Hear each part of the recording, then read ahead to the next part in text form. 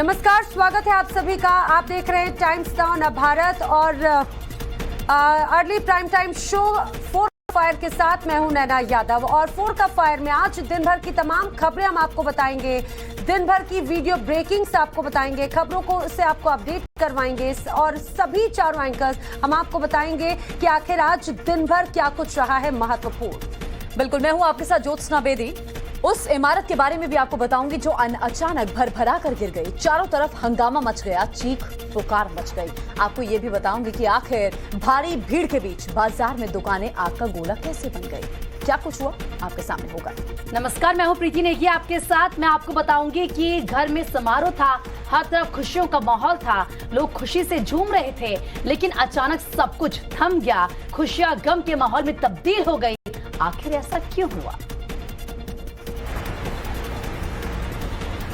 नमस्कार, मैं हूं शिवानी मिश्रा। आज हम आपको बताएंगे एक व्यक्ति की कहानी जो गुस्से से आग बबूला हुआ, पेड़ पर जा पहुंचा, पेड़ की टहनी टूटी, उसके बाद क्या हुआ। लेकिन उससे पहले ईरान में हिजाब विरोधी आग हद गुजरते दिन के साथ और भी ज्यादा भड़कती जा रही है। जी हाँ, देखिए, एक और जहां प्रदर्शनकारी सड़कों पर हैं, तो वहीं पुलिसकर्मी आंदोलनकारियों पर कहर बरपा रहे हैं। बीती रात देखिए तेहरान धधकने लगा। 1 मिनट में पूरी रिपोर्ट आपको दिखाते हैं।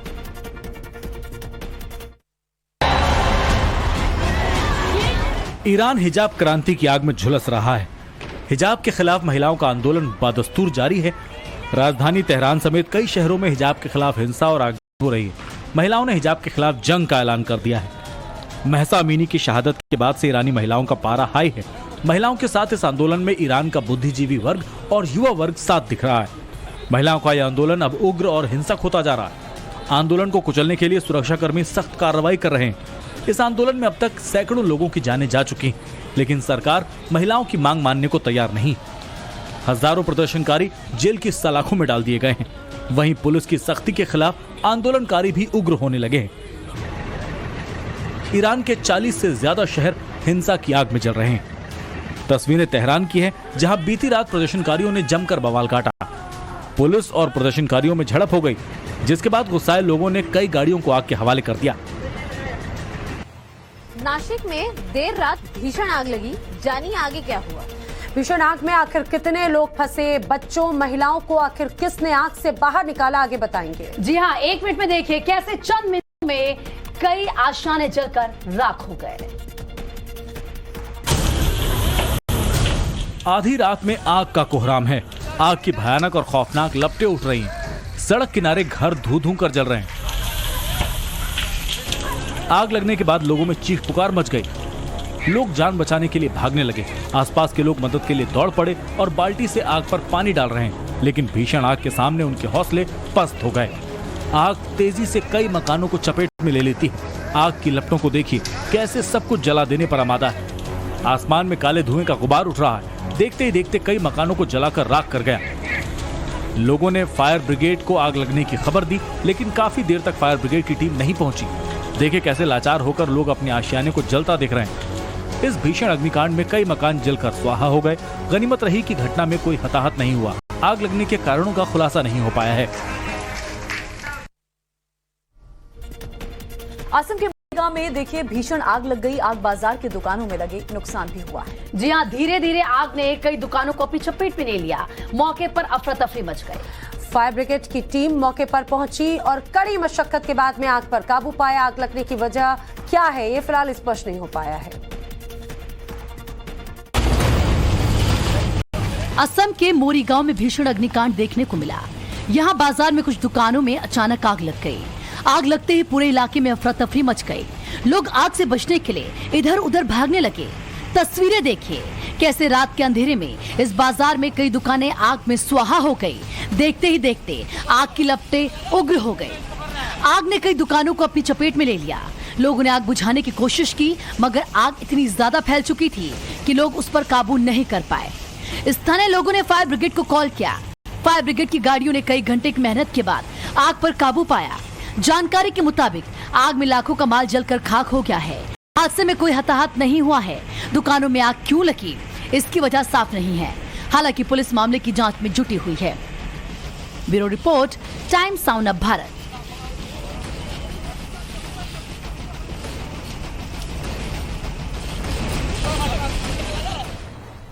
उत्तर प्रदेश की राजधानी लखनऊ के एक कोचिंग सेंटर की बिल्डिंग में भीषण आग लग गई। आग लगने के बाद कोचिंग में पढ़ रहे बच्चों में चीख पुकार मच गई। 1 मिनट में हम आपको दिखाएंगे कोचिंग के अंदर कितने बच्चे फंसे हुए थे। लखनऊ में एक बहुमंजिला इमारत में आग लग गई। आग लगने के बाद पूरे इलाके में अफरा तफरी मच गई। जिस फ्लोर पर आग लगी थी उसी फ्लोर पर एक कोचिंग सेंटर भी था। देखते ही देखते पूरी बिल्डिंग में आग फैल गई। धुएं की वजह से कोचिंग सेंटर में पढ़ रहे बच्चों में अफरा तफरी मच गई। स्टूडेंट्स जान बचाने के लिए भागने लगे। कई बच्चे कोचिंग सेंटर में ही फंस गए। खबर मिलते ही दमकल की 4 गाड़ियां मौके पर पहुंची। पुलिस कर्मियों ने कोचिंग में फंसे बच्चों को सुरक्षित बाहर निकाला। फायर ब्रिगेड की टीम ने करीब 1 घंटे की कड़ी मशक्कत के बाद आग पर काबू पा लिया। इस भीषण अग्निकांड में किसी के हताहत होने की खबर नहीं है। पूरे इलाके में धुआं फैल गया, जिसकी वजह से दमकल कर्मियों को आग बुझाने में दिक्कत हुई। आग किस वजह से लगी, इसका खुलासा भी नहीं हो पाया है। पहली प्रायोरिटी किसी भी सीन ऑफ फायर पे हमारी होती है कि हम लोगों को सेव करें, रेस्क्यू करें। वो काम अभी जारी है। और ब्राजील में नए राष्ट्रपति लूला डी सिल्वा के खिलाफ प्रदर्शन जारी है। बोल्सोनारो समर्थक ये प्रदर्शन लगातार कर रहे हैं। यहाँ सड़कों पर हजारों की संख्या में प्रदर्शनकारी उतर आए हैं। पुलिस ने प्रदर्शनकारियों पर लाठीचार्ज किया, आंसू गैस के गोले भी छोड़े। बोल्सोनारो ने चुनाव में अपनी हार और लूला की जीत के विरोध का रास्ता अख्तियार कर लिया है। बोल्सोनारो के समर्थक भारी संख्या में सड़कों पर उतर आए हैं। चुनाव के नतीजों से गुस्साए बोल्सोनारो के समर्थकों ने देश भर में सड़कों को ब्लॉक करना शुरू कर दिया है। बीते 3 दिनों से ब्राजील में विरोध प्रदर्शन का दौर चल रहा है। सड़कें ब्लॉक कर दी गई हैं, जिससे कि खाने और तेल समेत जरूरी सामानों को लाने ले जाने में दिक्कतें आ रही हैं। प्रदर्शनकारियों की कई जगह पर झड़प भी हुई है। पुलिस ने वाटर कैनन का इस्तेमाल किया है। ब्राजील की राजधानी साओ पाउलो में मेन हाईवे को जाम कर दिया गया है। बोल्सोनारो के समर्थकों को तितर-बितर करने के लिए पुलिस ने आंसू गैस के गोलों का इस्तेमाल किया है। ब्राजील में प्रदर्शन को देखते हुए अदालत ने सड़कें खाली कराने का आदेश जारी किया है।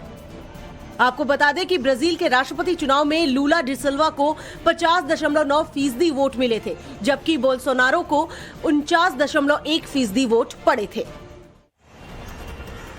राजधानी दिल्ली के सरोजनी नगर इलाके में एक व्यक्ति पीपल के पेड़ पर चढ़ गया और आगे देखिए ये हादसा किस तरह से तब्दील। जी हाँ, पेड़ पर शख्स के चढ़े होने की सूचना मिलते ही फायर ब्रिगेड और पुलिस मौके पर पहुंचे और उसे उतरने के लिए कहने लगे। और बता दें कि कई फीट ऊपर अचानक पेड़ की टहनी टूट गई और अचानक से उस पर चढ़ा शख्स नीचे गिर गया। फिर क्या हुआ, इस रिपोर्ट में देखिए। दिल्ली के सरोजनी नगर के बाजार में उस वक्त हड़कंप मच गया जब यहाँ एक शख्स कई फीट ऊंचे पीपल के पेड़ में चढ़ गया। इस शख्स को पीपल के पेड़ पर चढ़ता हुआ देख नीचे लोगों की भीड़ लग गई। लोग इसका वीडियो बनाने लगे। पुलिस को जैसे इसकी सूचना मिली, फायर ब्रिगेड और पुलिस की गाड़ियां मौके पर पहुंच गई। लोगों ने इस शख्स से नीचे आने के लिए कहा, मगर इसने उनकी एक नहीं सुनी और वो पेड़ पर और ऊपर चढ़ता चला गया। नीचे खड़ा हर एक शख्स हैरान था। पुलिस और फायर ब्रिगेड ने नीचे जाल बिछा दिया ताकि अगर ये शख्स इतनी ऊंचाई से नीचे गिरे तो उसे चोट न आए। फायर ब्रिगेड के कर्मचारी भी लगाकर ऊपर पहुंचे और पेड़ पर चढ़े इस शख्स से उसकी दिक्कत पूछने लगे। तभी पेड़ की टहनी टूट गई और पेड़ पर चढ़ाए शख्स नीचे बिछाए गए जाल के ऊपर जा गिरा। बताया जा रहा है कि पेड़ पर चढ़ने वाला इस शख्स नेपाल का रहने वाला है और वो मानसिक रूप से कमजोर था। और इसी बीच एक बड़ी खबर हिमाचल प्रदेश के जयसिंहपुर से, जहां पर चुनावी जनसभा के दौरान लोगों ने पीओके चाहिए के नारे लगाए। जी हां, जिस पर यहां पर प्रतिक्रिया भी देखने को मिली है। प्रतिक्रिया देते हुए रक्षा मंत्री राजनाथ सिंह ने कहा है, धैर्य रखिए। तो हिमाचल में रक्षा मंत्री राजनाथ सिंह के सामने पीओके की नारेबाजी हुई।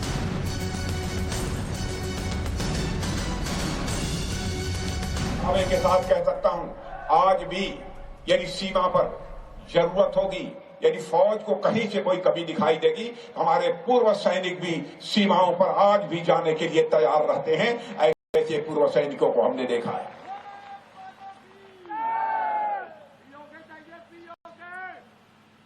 पीओके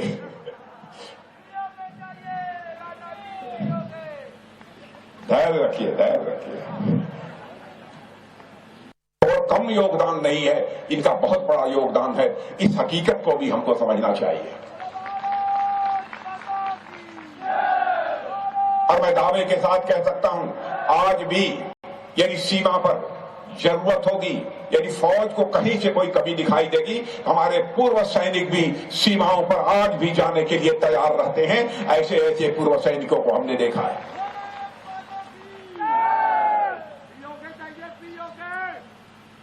पीओके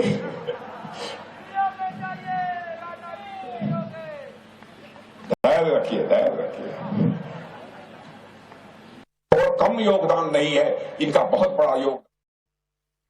तो हिमाचल के चुनाव में पीओके की बात और पीओके चाहिए कि यहाँ पर नारे लगे। दरअसल रक्षा मंत्री राजनाथ सिंह जब यहाँ पर सभा को संबोधित कर रहे थे, बात भारतीय सैनिकों की कर रहे थे, भारत की शौर्य गाथा की कर रहे थे, इसी बीच वहां पे सभा में बैठे लोगों ने पीओके चाहिए की बात कही। तो राजनाथ सिंह भी मुस्कुराते हुए कहने लगे, जरा धैर्य रखिए। वहीं फिलीपींस में तबाही मचाने के बाद नगले तूफान अब चीन पहुंच गया है। तूफान की रफ्तार धीमी पड़ गई है। जी हां, नगले चीन ने तटीय इलाकों से टकराया, जिसके कारण तटीय इलाकों में जो शहर है वहां पर तेज हवाएं चलने लगी और घंटों तक बारिश भी हुई है। नैल्गी तूफान यूहाई सिटी से टकराया। तूफान के आते ही शहर में तेज बारिश होने लगी, नदियां उफान मारने लगी, तेज हवाओं की वजह से पेड़ उखड़ गए। चीन की यूहाई सिटी से जिस वक्त ये तूफान आया, उस वक्त इसकी रफ्तार काफी धीमी हो चुकी थी। तूफान की आशंका को देखते हुए मौसम विभाग ने यहां पहले ही अलर्ट जारी कर दिया था। लोगों को घरों में रहने की सलाह दी गई थी। चीन के यूहाई सिटी में नैल्गी की वजह से पूरी रात बारिश होती रही। तूफान जब शहर से गुजर गया, उसके बाद बारिश होनी बंद हो गई। यूहाई सिटी के बाद अब नैल्गी गुआंगडोंग की तरफ बढ़ रहा है। मौसम विभाग का अनुमान है कि गुआंगडोंग पहुंचते पहुंचते तूफान की रफ्तार और कम हो जाएगी। तूफान की रफ्तार धीमी पड़ते देख अब चीन के मौसम विभाग ने जारी किए गए अलर्ट को वापस ले लिया है। आपको बता दें कि नैल्गी तूफान फिलीपींस में भारी तबाही मचा चुका है। गाजियाबाद के साइबाबाद इलाके में एक 3 मंजिला इमारत धाराशाह होकर गिर गई। इमारत के आसपास खुदाई का काम शुरू है। जी हां, आपको बता दें कि बेसमेंट बनाने के लिए इमारत के पास 20 फीट गड्ढा खोदा गया, जिस कारण इमारत कमजोर पड़ गए। खुदाई के कारण इलाके के कई मकानों में दरारें आ गई हैं। इन मकानों में रहने वाले लोग दहशत में।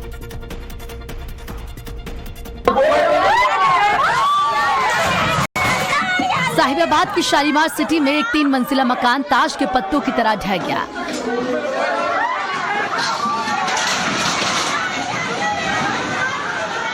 बताया जा रहा है कि मकान के पास एक बेसमेंट में खुदाई चल रही थी, जिस कारण यह हादसा हुआ। खुदाई के कारण आसपास के कई मकानों में दरारें भी आई हैं। गनीमत रही कि हादसे से पहले ही उसमें मौजूद सभी 6 लोग बाहर निकल गए, वरना बड़ा हादसा हो सकता था। डर की वजह से इन मकानों में रहने वाले लोग बाहर निकल आए। लोगों ने बिल्डर के खिलाफ पुलिस से शिकायत की है।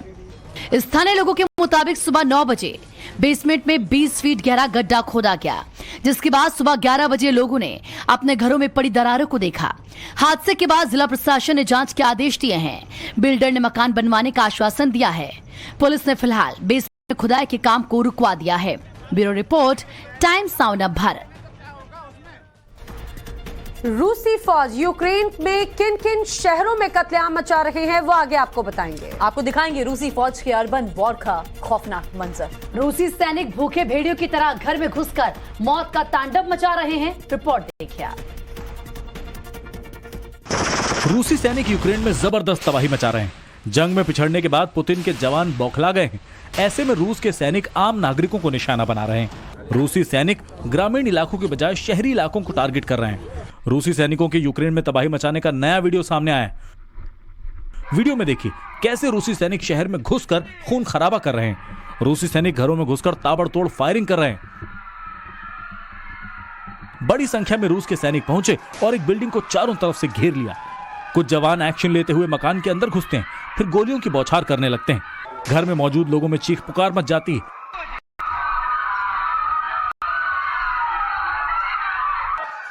जरा ध्यान से मासूमों की आवाज को सुनिए। गोलियों की आवाज सुनकर बच्चों की चीखें निकल गई। रूसी फौज की क्रूरता को देखिए।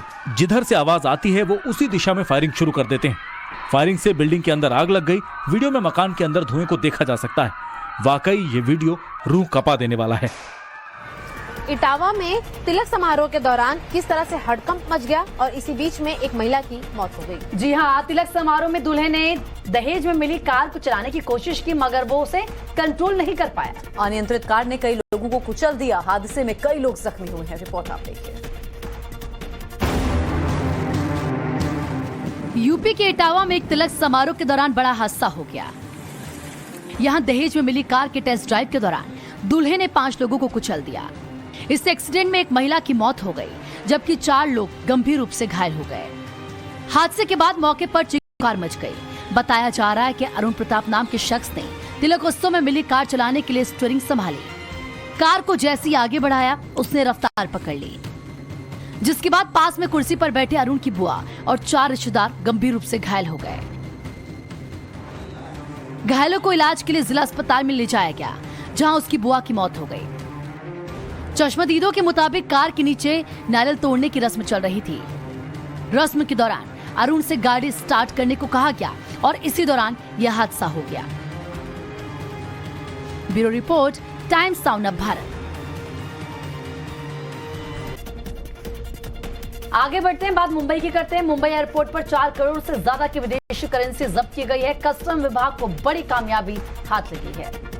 एक सूटकेस में रखी साड़ी में छिपाकर ये करेंसी दुबई ले जाई जा रही थी। गुप्त सूचना के आधार पर यह कार्रवाई की गई है। जी हाँ, विदेश करेंसी ले जाने वाले 3 लोगों को गिरफ्तार किया जा चुका है। मामले की जांच जारी है। एक रिपोर्ट देखिए।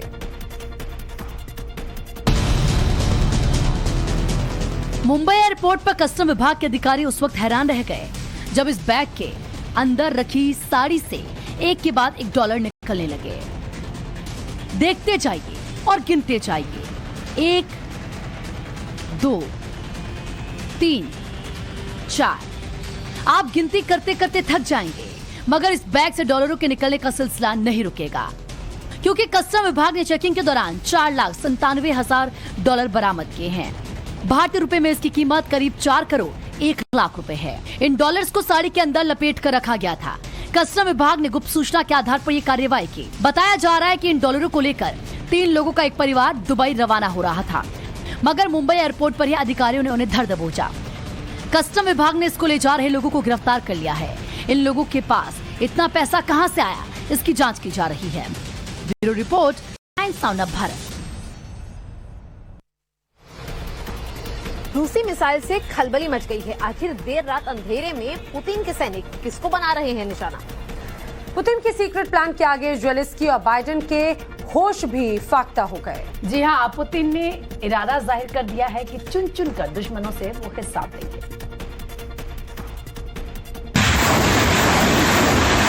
नॉर्थ स्ट्रीम पर हमले के बाद से पुतिन का पारा गर्म है। पुतिन ने अपने सैनिकों को यूक्रेन में तबाही मचाने की खुली छूट दे दी है। रूस की फौज जल, जमीन और आकाश से यूक्रेन पर ताबड़तोड़ हमले कर रहे हैं। एक और जहां रूस मिसाइलों की बारिश कर रहा है, तो वहीं रूसी फाइटर प्लेन यूक्रेनी सैन्य ठिकानों पर आग उगल रहे हैं। तस्वीरें खेरसौं इलाके की हैं। देखिए कैसे रूस multi barrel rocket launcher system से नॉन स्टॉप रॉकेट दाग रहा है। रॉकेट अटैक से खेरसौं में भारी तबाही हुई है। बताया जा रहा है कि इस हमले में कई यूक्रेनी सैन्य अड्डे तबाह हो गए। तस्वीरों में देखिए कैसे रूस की फौज जंगलों में कर गोले दाग रही। जैसे ही गोला टारगेट से हिट करता है, जोरदार धमाका होता है और वहां मौजूद चीजों के चीथड़े उड़ जाते हैं। रूसी आर्टिलरी हमले से पूरा इलाका धुआं धुआं हो गया। आसमान धमाकों से गूंज रहा है। यहाँ रूसी हमले से यूक्रेनी कैंप में खलबली मच गई है। वहीं रूस के ताजा हमले के बाद जेलेंस्की के होश उड़ गए। जेलेंस्की को समझ नहीं आ रहा कि आखिर रूसी फौज को आगे बढ़ने से कैसे रोका जाए।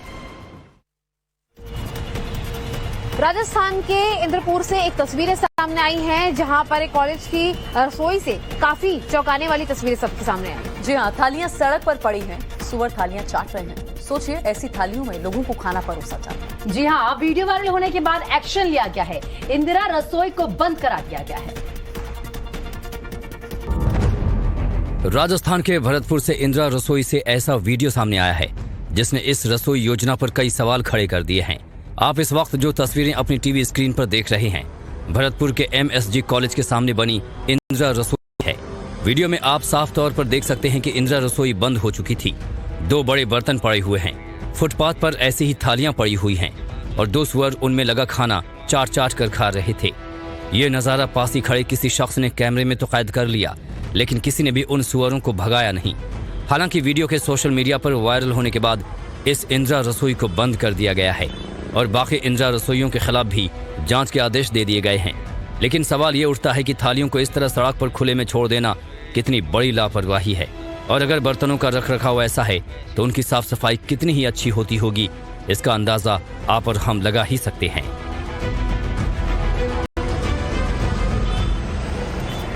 छत्तीसगढ़ के बिलासपुरी से काफी ज्यादा चौंकाने वाली तस्वीरें सामने आई है, जहां गोमांस की तस्करी करने के आरोप में 2 युवकों की पिटाई की गई है। गोमांस तस्करी का शक होने पर लोगों की भीड़ ने इन लोगों को घेरा, जमकर पिटाई की और फिर पूरे इलाके में इन्हें घुमाया। छत्तीसगढ़ के बिलासपुर में 2 लोगों के कपड़े उतारकर कुछ लोग उनकी पिटाई करते हुए दिखाई दिए। इनमें से एक की तो वहां पर मौजूद लोगों ने बेल्ट से पिटाई की। तस्वीरें बिलासपुर के चकरभाटा थाना क्षेत्र की हैं। जानकारी के मुताबिक जिन लोगों की पिटाई वहां पर मौजूद भीड़ कर रही थी, उन पर गो हत्या और गोमांस की तस्करी का आरोप है। बताया जा रहा है कि पहले तो ग्रामीणों ने इन लोगों को गोमांस के साथ रंगे हाथ पकड़ा और फिर उनकी पिटाई की। इतने पर भी मन नहीं भरा तो इनके कपड़े उतरवाकर पूरे इलाके में जुलूस निकाला गया। बताया गया कि दोनों आरोपी अपनी मोटरसाइकिल पर गोमांस लेकर जा रहे थे। इसी दौरान कुछ हिंदू संगठनों को इसकी जानकारी लग गई और मौके पर पहुंचकर रंगे हाथों पकड़ लिया। गोमांस के 1 हफ्ता से बेचत है और ओकर जानकारी अभी तक थाना ला नहीं है। ऐसा आपराधिक गतिविधि लगातार चकरभाटा के आसपास चल रहे हैं। मौके पर पहुंची पुलिस ने दोनों लोगों को गिरफ्तार कर लिया है। फिलहाल दोनों आरोपियों ने गौ मांस ले जाने की बात कबूल की है। पुलिस ने मौके से मिले मांस को जांच के लिए लैब भेज दिया है। भारत जोड़ो यात्रा के दौरान सांसद राहुल गांधी ने एक पारंपरिक नृत्य किया। जी हां, आदिवासी महिलाओं के साथ राहुल गांधी जमकर थिरके। 1 मिनट में हम आपको दिखाएंगे राहुल गांधी के डांस और क्रिकेट खेलने की झलक।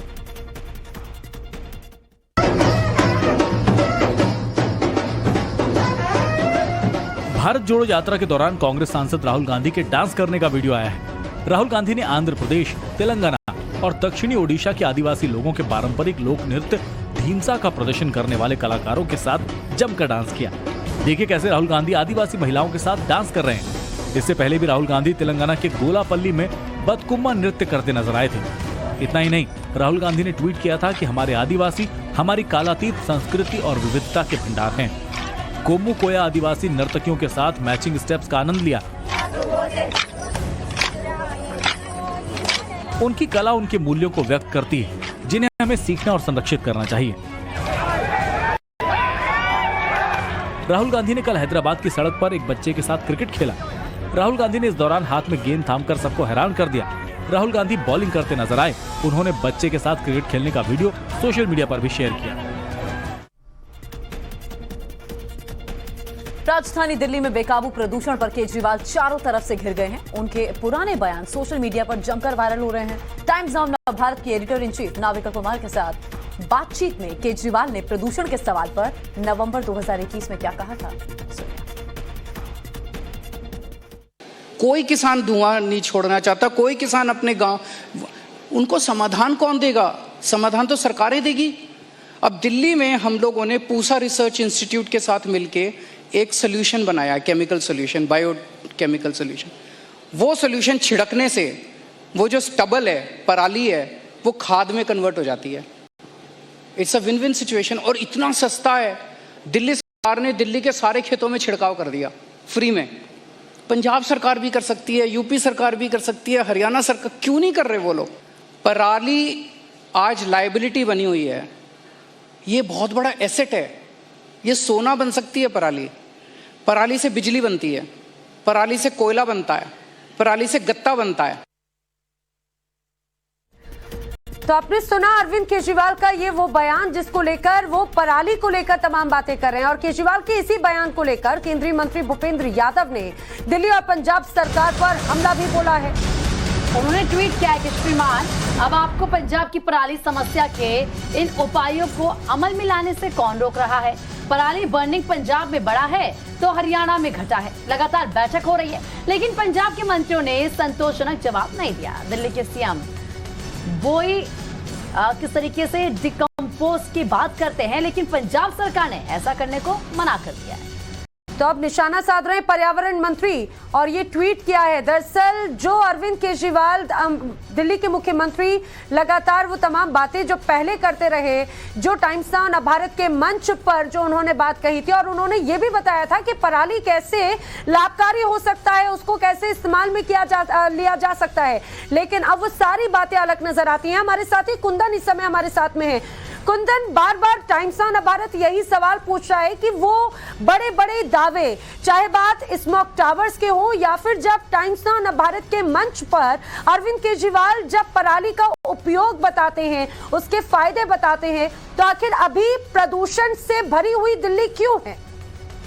लेकिन है ना, ये बहुत साफ है कि कैसे एक नेता प्रॉमिस करता है, एक नेता एक सिचुएशंस को और एक समस्या को अपॉर्चुनिटी के तौर पे बताता है, लेकिन उसी नेता की पार्टी की जब पंजाब में सरकार आती है, जो आज तक अभी 6 साल से जब से वो मंत्री दिल्ली के रहे हैं, वो एक सीधे एक मुंह से वो पंजाब सरकार को दोषारोपण करते थे पराली को लेकर, और वो ही पराली का जो सॉल्यूशन जो लोगों को बताते रहे। और आपको बड़ी आश्चर्य होगा जान के, मैं अपने दर्शकों को बता दूं कि इस साल भी दिल्ली सरकार ने 3 से 4 हजार हेक्टेयर लैंड पे वो जो डिकम्पोज की बात कर रहे हैं वो यूज किया है, और दिल्ली सरकार ने ये रिपोर्ट केंद्र को भेजी है, उस एयर क्वालिटी कमीशन को भेजी है कि इसके बहुत फायदे हुए।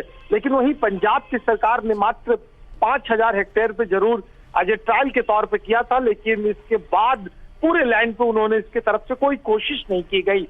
वहीं दूसरी तरफ कोशिश नहीं की जा रही, और तीसरी तरफ जो बर्निंग के मामले हैं वो लगातार बढ़े हैं। अगर आंकड़ों की बात करें तो इस बार 33 से 35% के करीब, अगर इसी कैलेंडर ईयर बीते साल की तुलना में बात करें तो फायर केसेस बढ़े हैं, और आंकड़े बताते हैं कि कल बीती रात सबसे अधिक बर्निंग हुई है।